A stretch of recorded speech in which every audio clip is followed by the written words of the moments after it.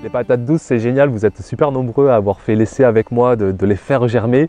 Alors sûrement il y en aura plusieurs qui n'iront pas jusqu'au bout, mais c'est pas grave, du moment qu'on essaie, qu'est-ce qu'on a à perdre si ce n'est une ou deux patates douces.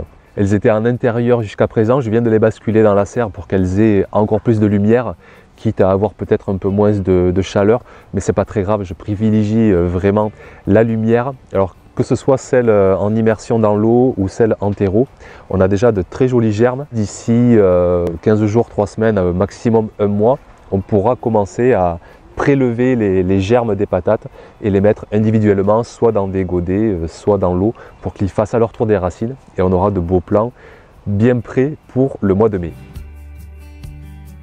L'ail rose a vraiment très bien germé, il fait déjà 5 voire 10 cm pour les plus avancés. Vous pouvez encore planter de l'ail rose.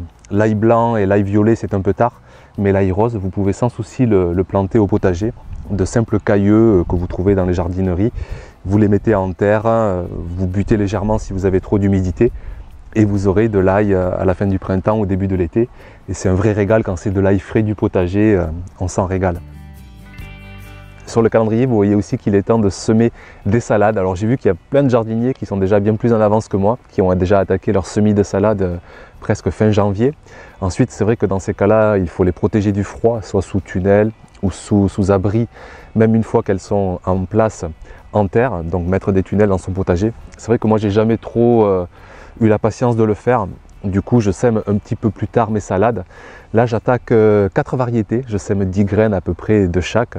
La Batavia, la laitue paumée, la géante du Neckar, qui va être sympathique à découvrir, et une autre aussi très originale, la laitue romaine celtus. C'est une laitue asperge en fait. On en mange aussi bien la tige que les feuilles. Là aussi, on découvrira ça ensemble dans les mois à venir. Mais les semis sont lancés, ça y est, je les mets dans la serre, toujours le même principe. Une grosse couche de terreau universel, un petit peu de terreau à semis. On humidifie les quelques graines et puis les 4 variétés semées côte à côte.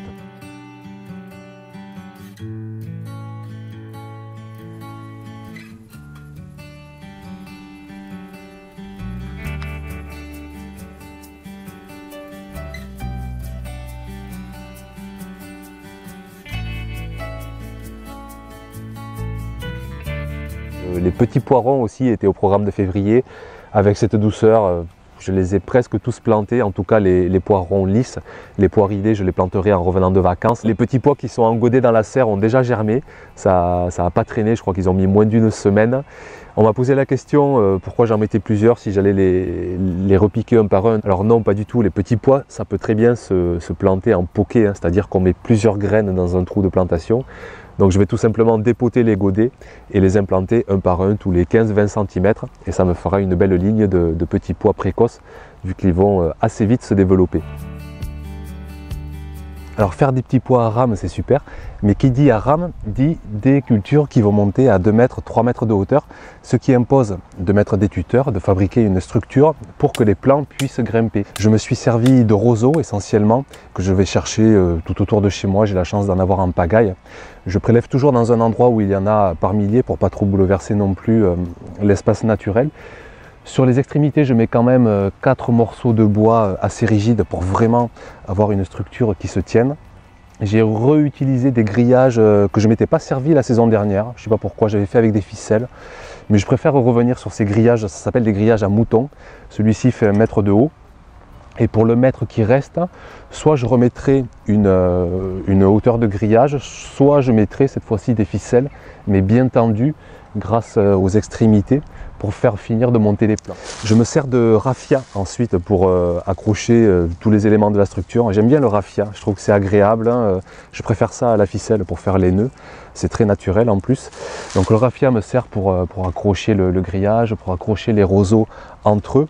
Et au final, ça fait vraiment une structure vraiment bien solide. Je peux vous dire que là, j'ai aucun risque.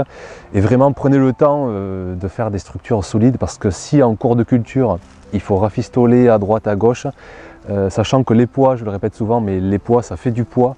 Une fois que les cultures sont remplies de gousses, c'est vraiment une forêt vierge. Donc vraiment, anticiper le fait d'avoir une culture, une récolte abondante et anticiper avec une structure bien solide, bien conséquente. Donc des roseaux, du raffia, du grillage à mouton. Donc voilà, première structure verticale au potager. Ce ne sera pas la dernière parce que cette année je compte vraiment exploiter la 3e dimension, faire monter de nombreuses cultures en hauteur. J'ai pas encore pris le temps de vous parler des échalotes, alors je rectifie cette erreur. Je l'avais noté sur le calendrier des semis début février. En fait, je l'ai fait bien plus tôt, je l'ai fait à l'automne, dans les régions à climat doux comme ici. L'échalote passe sans souci l'hiver. Donc j'ai planté une 50aine de cailleux et vous les voyez, ils sont déjà bien germés, elles font déjà plus de 20 cm. Et on récoltera ça ensemble au printemps. Vous pouvez encore mettre des échalotes dans votre potager. Il est toujours temps jusqu'à la fin du mois de février sans souci, voire même au mois de mars. Il y a 5-6 semaines dans l'année où je préfère dépailler mon sol pour plusieurs raisons. En fait, je le ressens un petit peu comme moi, comme nous. À la sortie de l'hiver, moi j'ai qu'une envie, c'est de sortir de la maison, c'est de m'aérer, de m'oxygéner, de remplir mes poumons, de prendre le grand air, d'évacuer toute l'humidité hivernale. Et je le ressens un peu pareil pour mon sol. À la sortie de l'hiver, le sol est très froid et très humide. Souvent même est un peu compacté si la vie du sol n'a pas pu faire tout le travail que l'on souhaitait. Et du coup, comme par hasard, chose bien faite, ça tombe avec la période des semis. Pendant cette période, eh bien, je dépaille tout simplement mon sol. En plus de ça, c'est beaucoup plus facile pour faire les semis. Plutôt que de faire des tranchées dans une épaisseur de paille ou dans une épaisseur de foin, je préfère dépailler, laisser mon sol s'oxygéner, le laisser reprendre vie, le laisser se réchauffer, le laisser vraiment voilà, prendre l'air. Et bien sûr, dans 5-6 semaines, rapidement, je repaillerai mon sol pour redonner tous les avantages d'un paillage au sol, à savoir nourrir le sol, protéger le sol et protéger surtout, nourrir aussi la vie du sol. La deuxième notion aussi qui porte un peu débat suite aux dernières vidéos, c'est que effectivement je travaille mon sol. Vous le voyez là avec la caméra frontale, hein, je mets des coups de grelinette et je mélange toujours ces deux mondes organique et minéral sur les 10 premiers centimètres. À mon sens, c'est important, surtout que il faut le remettre dans mon contexte de potager. J'ai une terre très argileuse, j'ai une terre très difficile à être mélangée par la vie du sol ou par la vie en général, par tout l'environnement naturel. Évidemment, si vous avez une terre beaucoup plus franche, c'est-à-dire avec des proportions idéales de limon, d'argile, de sable, ce mélange se fait beaucoup plus facilement et le travail du sol peut-être ne sera pas utile. Mais sur une terre argileuse, avec encore une séparation organique et argile, moi je ressens le besoin une fois par an, c'est vraiment qu'une fois par an que je le fais. Là, pour faire cette parcelle, j'ai mis 17 minutes montre en main. J'avais la caméra frontale, j'ai pu mesurer le temps de dépailler, de travailler à la grelinette, de semer, de reboucher les tranchées. Tout ça a duré 17 minutes, ce qui veut dire que j'ai travaillé mon sol à peu près 4 minutes sur une année. Donc voilà, c'est un travail du sol très léger, très respectueux. Et l'important, c'est d'avoir un sol meuble oxygéné sur les 20 premiers centimètres. C'est là qu'on favorise au mieux la vie du sol et la fertilité pour nos plants de légumes à venir. J'émiette ensuite les mottes tout simplement au râteau pour continuer d'oxygéner tout ça. Je nivelle et puis je n'ai plus qu'à ouvrir 4 lignées pour semer mes plus de 500 graines de mange-tout.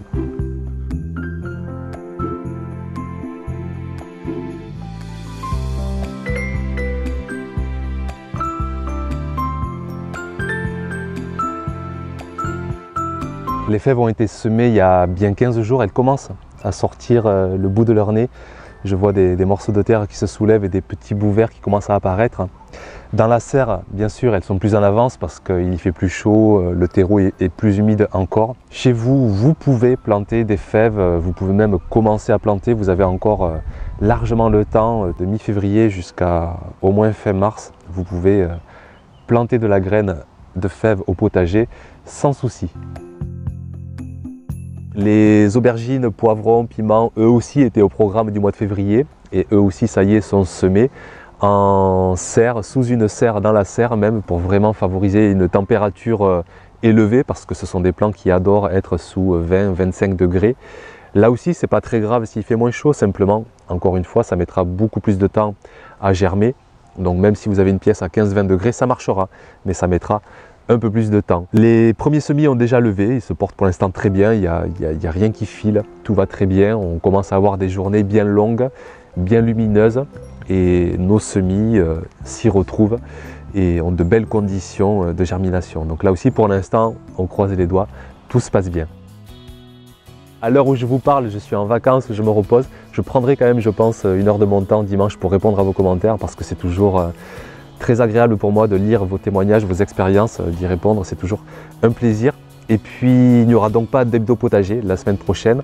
On se retrouve donc dans 15 jours, ça va passer très vite. Et d'ici là, portez-vous bien. Ciao ciao!